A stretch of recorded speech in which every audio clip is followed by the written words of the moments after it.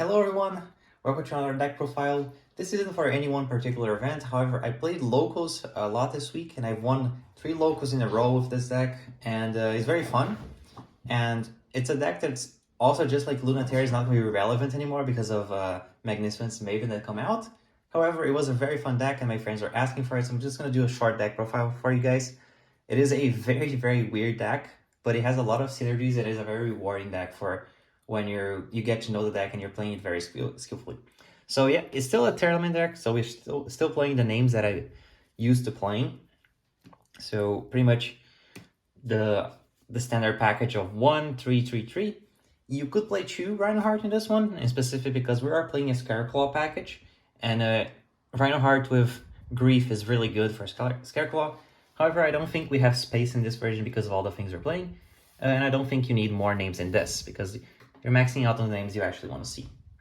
Then, of course, we played 3 planets, and then 2 of what is pretty standard nowadays, but we played 1 Grief.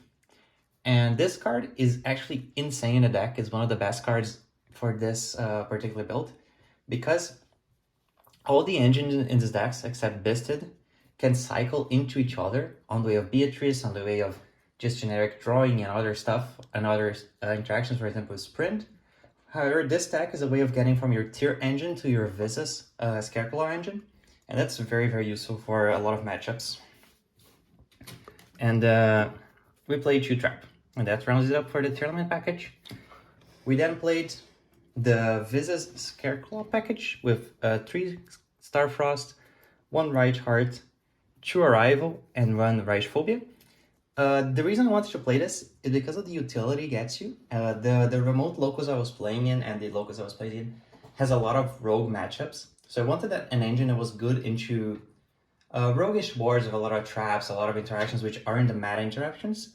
And this engine is very good for that, just because of the amount of advantage it generates. Sorry, my cats are just going crazy. Just 1 second. But yeah, just 1 second, sorry. The field spell is actually really good in, how do you say it? In simplified game states, sorry. In simplified game states, the field spell alongside of your engine can actually get you just so much advantage and so much continuous pressure that this engine is like unrivaled in those scenarios. Then we also played, I think, one of the best engines for the moment, the Bisteds, because again, just like the other one, I wanted an engine that could deal with rogue decks, and this by itself, if you get started on it, it can win you some matchups, especially against Eldritch, especially against some of those Lord rogue decks. Even just something like Exosister, if you get the full engine rolling, it can actually win you the game by itself. So yeah, I really liked playing with them. And then the other engine we're playing is the High Spirits. I didn't want to open my hand out of playing this, because it's really good into Shifter. It's really good against, like I said, into rogue matchups that aren't like as easy for the other engines to play. So if you open this, or if you open the other one, I want you to have a very wide range of matchups against rogue and against some of the meta decks. Like, this deck is very good into the Terra Mirror because of the Bistes, because of the supplementary engines it can play. And yeah, for just the generic stuff, we played 1 Shaddoll Beast, and I would call this a Shaddoll deck as well, because the way Winda is in our Astra deck, and we're set up that, like, I wanted to have an answer if I got Lava Golem, if I got Sphere Moded, and making Winda after those is actually just really good. So yeah, the same reason I was playing this in my Punk Tearlament deck before I got Chaos Ruler banned, I had Winda in it because I was like, okay, I want an answer after I got Dark Coolered.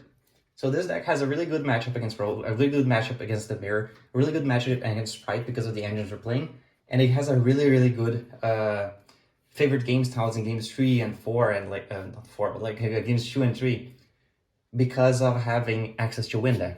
And also it's just a very good draw engine of Garura, Sending Beast. And yeah, Terraforming and of course Instance Fusion, these are pretty standard in Tearlaments. There's not a lot we can talk about. The additional utility of Terraforming being also to get able to get your right phobia is really nice. For the extra deck, it is insanely tight. There's nothing we can cut, there's nothing we can add for this particular build, but we played 1 Ledge Heart, one dark, one sprint. Sprint is very, very essential because it can link, if you have access to any one tear, you can get from your Scareclaw engine into a tear engine through the way of sprint. It's a little bit wasteful, but it works when it should work. One goddess. I still love this for dealing with random, just like I said, rogue stuff. I didn't want to lose to rogue, basically. Dweller, Redoer, Beatrice. Beatrice was the standout of this deck. You made her every time you could, and it's always either drawing you 2 cards, getting access to one of the engines you weren't able to access before, setting up window, setting you up follower, or getting you placed during your opponent's turn. So it's like just really, really good. And yeah, Baron de Fleur, thank you Khalil for lending me this. Also thank you Marcelo and Phoenix for lending me the Biscuit stuff. And yeah, Baron is just Baron, there's not a lot to talk about, just a really good card. Mud Dragon, best fusion in the deck, unironically. This wins you just an insane amount of matches. Kid Kalos, Winda, Garura, Predaplant, Rulukalos, and Kaleido. And yeah, that rounds up the extra deck. It's pretty standard, like the fusion except for Winda is played in every single deck, so there's not a lot to talk about. For the side deck, this is a nice rank 4, I don't want to talk about it. And a bunch of spell trap removal against, like, there's a lot of rogue in this locals host for sure that was overly prepared for that. And I'm pretty sure I won a lot of matches because of my side deck. Playing a name instead of playing something like Cosmic is really, really nice because you can get access to your engine. Like, I cannot understate how good having back row options with heartbeats where you can get access to your engine. But yeah. And then 3 Droplet, really good against the Mirror, really good against Mathmech, really good against Sprite specifically. Because this deck, it has a lot of engines, but if your engines aren't really, really synergistic, it can have a little bit of struggle against Sprite, and Droplet helps a lot of that. 3 Dark Ruler, against Flu, I need to use this a lot, because your deck has a few ways of dealing with Shifter, however it has few ways of dealing with an established board, because sometimes you can have a lot of high-level monsters in your hand and you can't normal.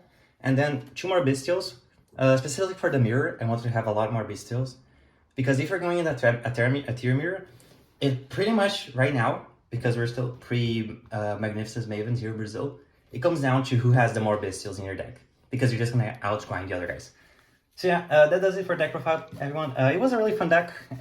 It is pretty good if you're in pre-Magnificent Mavens, or maybe if all the issues and stuff gets banned somehow, you might come back to playing it, but at the moment, yeah, this is what I played, and yeah, thank you guys. See you later.